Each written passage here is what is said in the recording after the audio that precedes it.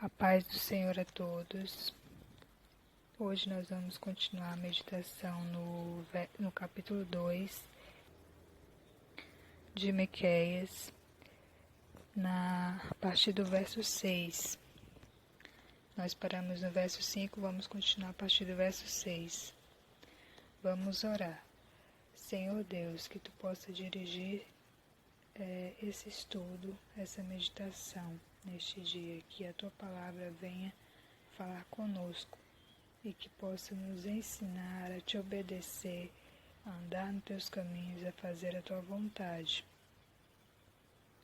Que Tu possa abrir os nossos olhos espirituais, que Tu possa abrir os nossos ouvidos e o nosso entendimento para compreendermos a Tua palavra e guardarmos ela no nosso coração, para não pecar contra Ti. Em nome de Jesus, amém.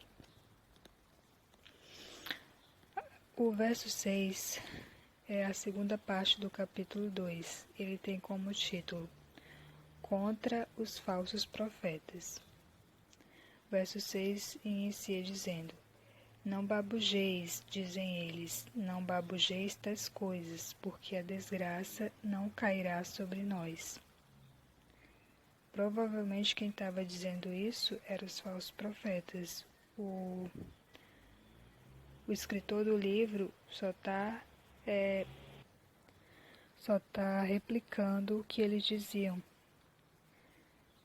só está reproduzindo o que eles diziam. E essa palavra babujar significa corromper algo que se envolve em baba. O verso 7 diz assim: Tais coisas anunciadas não alcançarão a casa de Jacó. Está irritado o Espírito do Senhor?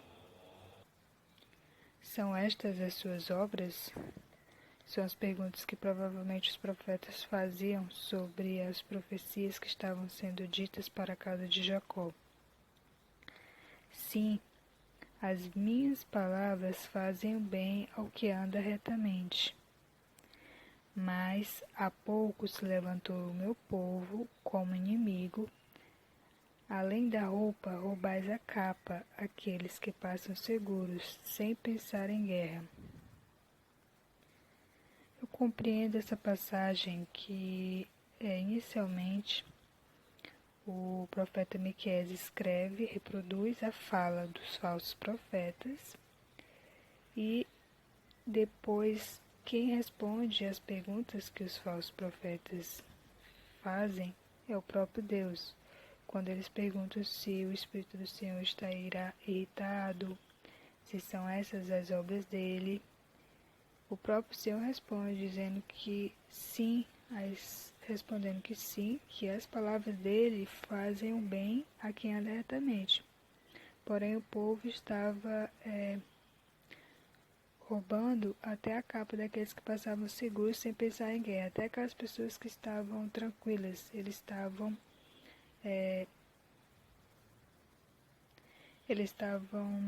mexendo, incomodando até as pessoas que passavam sem pensar em fazer guerra, sem pensar em fazer confusão.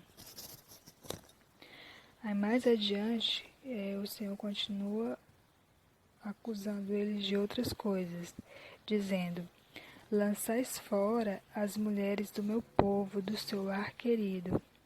Dos filhinhos delas tirais a minha glória para sempre. Esse último versículo, eu compreendi da seguinte forma. Talvez as mulheres, elas estavam sendo obrigadas a fazer algo que as tirava de seu lar. Talvez fosse trabalhar fora. E os filhos, em consequência, sofriam por não serem ensinados sobre a glória de Deus, sobre o Deus de Jacó,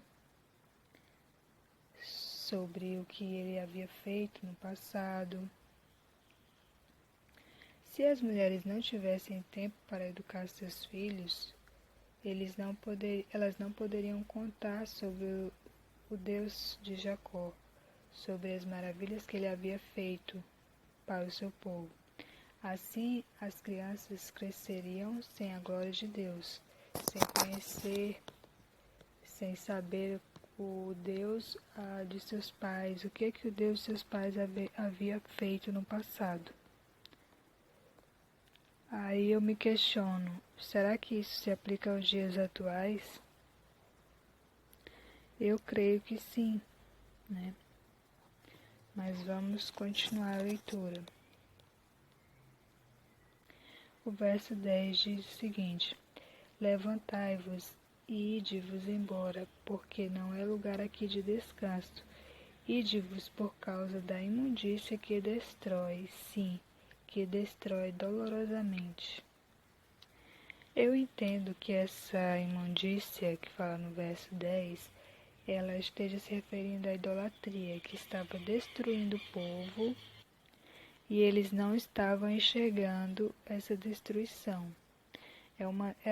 Era uma destruição que causava dor, porque ela era uma destruição espiritual.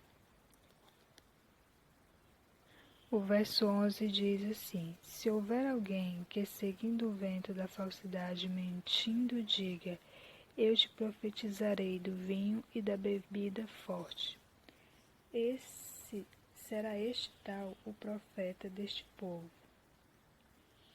Ou seja, eu entendo que o versículo nos diz que o povo estava disposto a acreditar em um profeta mentiroso e bêbado, e não estava disposto a acreditar naqueles que falavam a verdade da parte do Senhor, que pregavam que um tempo difícil viria, que destruição viria, que castigo viria sobre eles.